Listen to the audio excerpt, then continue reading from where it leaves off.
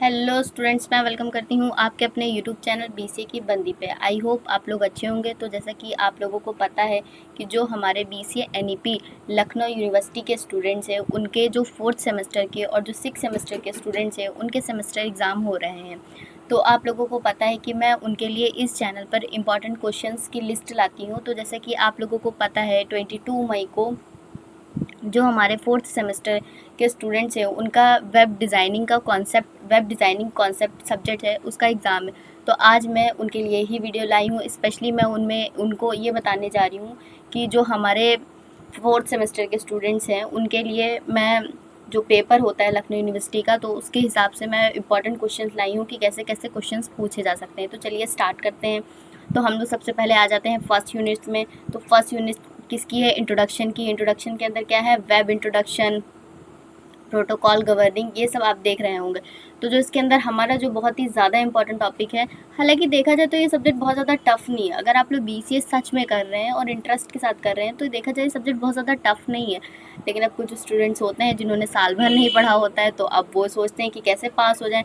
तो मैं जो आप लोगों को ये इंपॉर्टेंट क्वेश्चन इसमें बताती हूँ, तो आप लोग इससे बल्कि पास तो हो सकते हैं, साथ ही साथ अच्छा स्कोर भी कर सकते हैं। तो जो इसमें इंपॉर्टेंट क्वेश्चंस हैं, जो हमारी फर्स्ट यूनिट है, उसका पहला हमारा जो इंपॉर्टेंट क्वेश्चन है वो हमारा क्या है?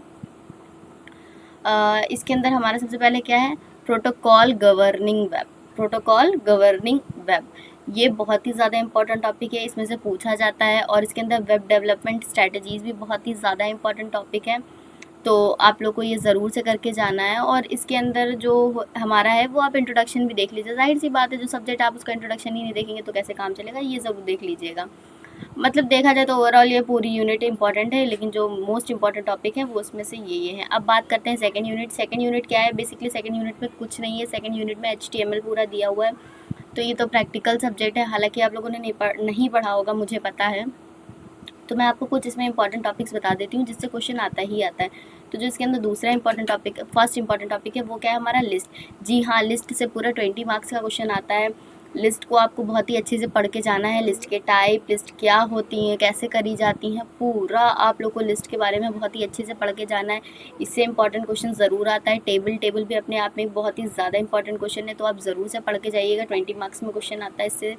और फॉर्म्स तो आपको ज़रूर ही करके जाना है। फॉर्म से बहुत ही ज़्यादा इंपॉर्टेंट क्वेश्चन आता है। साथ में एक ये भी लग के आता है क्वेश्चन कि आपको कंडीशन दे दी जाएगी और आपको इस तरह का फॉर्म बनाना होगा, तो ज़रूर ये पढ़ के जाइएगा। ये टॉपिक बहुत ही ज़्यादा इंपॉर्टेंट है। अब बात करते हैं CSS का। मेनली आप इंट्रोडक्शन पढ़ लीजिएगा कि CSS होती क्या है, कितने टाइप की होती है, और इसके एडवांटेज, डिसएडवांटेज, ये सब आप देख लीजिएगा। और CSS के अंदर जो बेसिक फॉर्म्स कैसे बनते हैं CSS का यूज़ करके, वो भी आप ज़रूर देख लीजिएगा, क्योंकि ये दोनों क्वेश्चन अक्सर अटैच करके पूछे जाते हैं और 20 मार्क्स के पूछे जाते हैं। तो आप ज़रूर करके जाइएगा। और HTML का भी इंट्रोडक्शन देख लीजिएगा। हालांकि HTML का इंट्रोडक्शन इतना इंपॉर्टेंट नहीं है जितना कि CSS का इम्पॉर्टेंट है, क्योंकि CSS से अक्सर इम्पॉर्टेंट में पूछ लिया जाता है ये कि CSS क्या होती है और ये कितने टाइप से करी जाती है, और इसका एक यूज़ करके आप प्रोग्राम बनाइए। तो आप लोग ये ज़रूर करके जाइए कि बहुत ही ज़्यादा इंपॉर्टेंट टॉपिक है। अब बात करते हैं थर्ड यूनिट की। थर्ड यूनिट के अंदर हमारे क्या आ जाता है? XML के अंदर देखा जाए तो DTD, ये बहुत ही ज़्यादा इंपॉर्टेंट टॉपिक है। अपने आप में से ज़रूर क्वेश्चन पूछा जाता है। XML स्कीमा, ये भी बहुत ही ज़्यादा इंपॉर्टेंट टॉपिक है। और इसके अंदर XML क्या होता है, इसके टैग्स क्या होते हैं, ये आप ज़रूर पढ़ के जाइएगा। बहुत ही ज़्यादा इंपॉर्टेंट टॉपिक है। अब बात करते हैं फोर्थ यूनिट। फोर्थ यूनिट हमारी किसकी है? जावास्क्रिप्ट।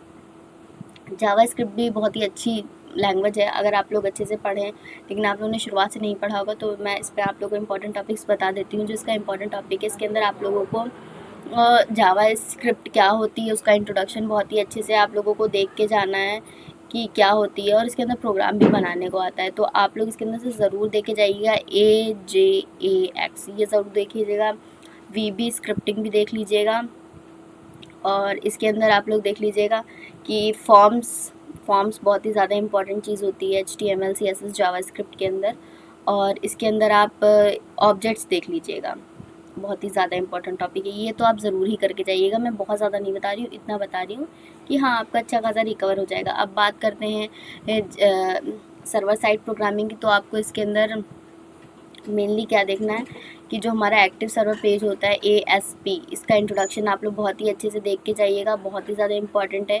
और इसके अंदर .NET जो हमारा है उसका इंट्रोडक्शन देख लीजिएगा, जावा सर्वर पेज भी देख लीजिएगा आप, और इसके अंदर आप देख लीजिएगा कि जो अपाचे, टॉमकैट ये सब होते हैं, सबको आप बहुत ही अच्छे से देख लीजिएगा। और इसके अंदर आप लोग JSP पेज भी देख लीजिएगा, बहुत ही ज़्यादा इंपॉर्टेंट टॉपिक है अपने आप में। JSP ऑब्जेक्ट भी देख लीजिएगा, और इसके अंदर JSP एप्लीकेशन डिज़ाइन भी देख लीजिएगा। मतलब ये मैंने आप लोग को मोटे मोटे टॉपिक बता दिए हैं जो इम्पोर्टेंट है। तो आई होप आप लोगों को मेरी वीडियोस अच्छी लग रही होंगी। अगर वीडियोस हमारी अच्छी लग रही हैं तो उसको लाइक करिए, शेयर करिए, सब्सक्राइब करिए।